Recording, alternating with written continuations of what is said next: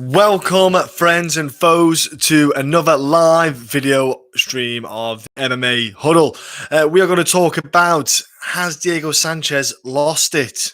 Or hasn't he? Hopefully, we can discuss that a little bit here tonight. Also, I'm going to talk about Joe Solis. You're thinking, who's that? He is the judge for the James Krause and the Trevin Giles fight, where the guy gave the decision. He gave the kind of points of the round over to Trevin, which was preposterous, if I'm honest with you. And also, we're going to talk, and last but not least, stick around for that, for the decision of Reyes or Blachowicz for John Jones next. I thought I'd stick that in the end. As always, if you're new to the channel, give a subscribe. It's not like last week's stream where I had all little fancy bits on there. Simply because, folks, my network provider is gopping. Absolutely gopping. Can't provide a stream sustainable for me to have all the fancy stuff on. So we're doing this for now until I can get that rectified. Okay, so jumping into this, we are going to talk about Diego Sanchez. Has Diego lost the plot? Is Diego Sanchez in the right frame of mind? Join the conversation if you're watching. I'd love to hear what your thoughts are.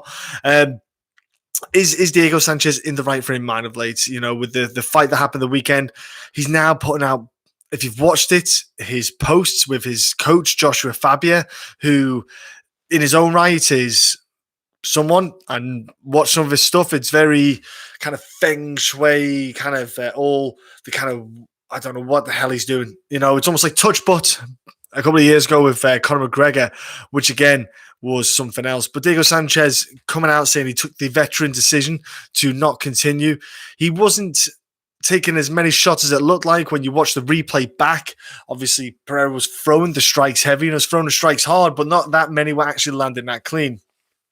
The knee to the head, that was caused by a clinch, not from the knee on the ground, which did hit him on the face, but it wasn't as flush as it looked. So a lot of people are disputing the knee on the ground. Diego Sanchez obviously defending himself left, right, and center, and as you would do. But at the same time, we've got to look at Diego Sanchez and what he got from that. Well, it was £100,000 is what he got from that decision. He made a smart move by not opting to continue the fight where he potentially could have lost. He wasn't really offering much as an offense to Pereira. He might have got better and more success in the second and third round. Maybe Pereira might have tired, but it looked like Pereira had kind of switched off with the silly stuff and decided that he needed to pace himself at such a high altitude. I don't know what your thoughts are. Would love to hear your thoughts on Diego Sanchez, what he was doing, if he made the right move. If you've not checked his latest Instagram post, I would suggest jumping on his latest Instagram kind of stuff and just see what he's putting out there as well, because it is kind of fascinating to see what his thoughts are with this. He's very adamant. He put on this video. It's 10 minutes long. It was a bit of a struggle to watch it. He talks about the blocks that he did, where basically Pereira did it land clean, like 50-odd blocks. But there wasn't much return, Diego, so you've got to look at yourself. And I think they'll try to match him up wisely. They know there's not much time left on Diego Sanchez. They might try to keep him until he retires, until he goes. I think it'll be a smart decision. But if you're Diego, he might go off somewhere else.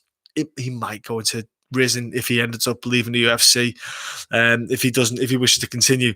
But yeah, that Joshua Fabia, he is an interesting character, interesting mindset, was showing some stuff which were kind of basic. He done some little videos. I'm not sure what my thoughts are on this. I think he did get knee to the head, but not as clean as it looked originally. I would probably go with, he took the veteran move, as he said. He didn't cop out, but he just made the smart choice. He had a choice to get out, and he took it. He got himself money. He did the right thing. He didn't have to continue. We don't know if he cracked him on the jaw that hard that he was a little bit rocked and just didn't feel comfortable to continue, but wasn't overly impressed. And now Will be gutted about that as well. He's still probably seething from the incident, but it's happened.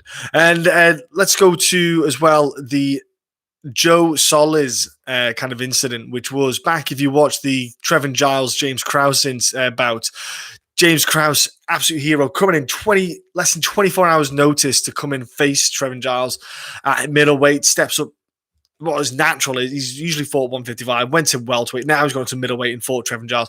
And in the first round, Joe Solis scored the round for Trevin Giles, even though James Krause had his back for the best part of that round. I mean, and I've seen, I think it was like 4+ minutes of his back. And then it comes out in some reports that Joe Solis, sorry about that, oh my gosh, bit of wind there, came out and had been trained by Trevin Giles' coach. Now, it was going back maybe 8 years or so, and he got his black belt, which is ironic. He got a jiu-jitsu black belt off him, but he had links and ties. Now, you as a officiate or a judge, you have to disclose if there is any ties that you have to particular fighters. He felt it wasn't worthy of disclosure because it was 8 years ago.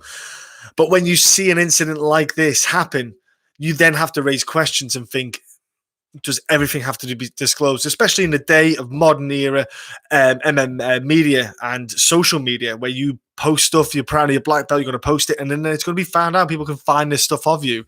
I thought it was disgusting. And when I found out this, initially I was a bit hurting for James Krause because it does look a bit shady. How can you justify that? And then you find out the ties. Did he see his old sensei, see there, and maybe try and help him out and do a favor? I don't know, but I wasn't overly pleased. James Krause is not overly happy. But at the same time, it's something that I think you're not going to get the commission to admit they did wrong. They stuck by their judges. Commissions in America, it's like the boxing side of things. It's super corrupt. There's no way about it. There's no way beating around the bush. But I felt that was a bit of a disgusting thought there for James Krause, if I'm honest with you. Joe Solis, if he was judging again, I'd be very dubious about who is going into that card and where he's going to be judging.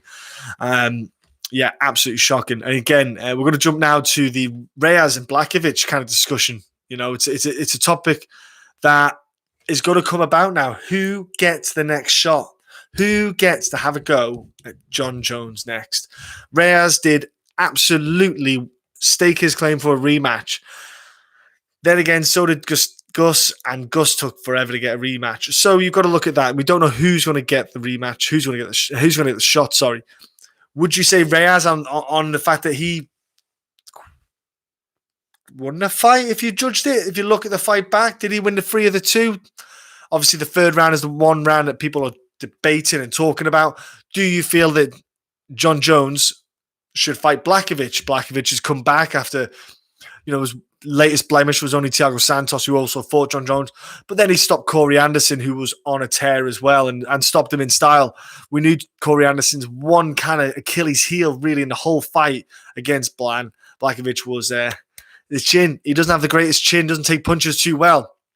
So I am curious to see if Jan Blachowicz gets the title shot next. I would line up Jan Blachowicz myself. Or if I'm Jan, I would at least sit it out and wait. I'd say, cool, I'm happy to wait 6-7 months for the title fight, because I think that you're going to have Jon Jones, who should get a shot at the title, which by all means he should get. So Jon Jones should defend his belt against Reyes again. I think it should be the Reyes rematch.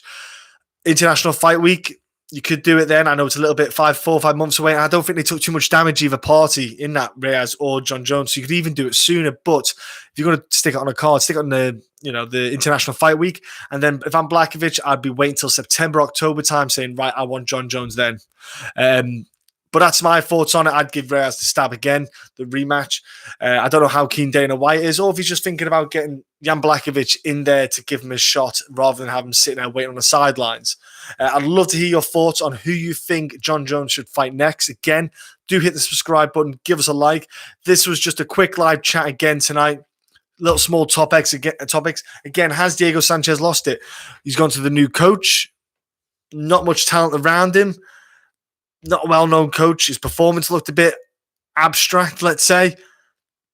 Is it just that kind of worrying moment now? Because I know Frank Lester left Albuquerque, Jackson Winklejohn.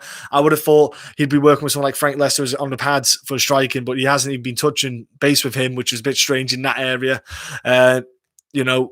Joe Solis, is he or should he be removed from the judging criteria, judging kind of world, so to speak, on officiating MMA bouts with the ties that he obviously had and didn't disclose? And last but not least, John Jones Blachowicz. John Jones Blachowicz or Reyes? Who do you think should get the rematch against the title fight? Sorry, against John Jones. I'd love to hear your comments. Give us a like. Give us a subscribe if you haven't joined already. Thank you again. We got over the 1,000 mark. It's a great moment. I'll be looking again to do these weekly kind of videos. Probably try to do them every Wednesday if I can. So feel free to join us every Wednesday evening for a chin wag and a chat. And speak to you all soon, folks, okay? So thanks very much for tuning in.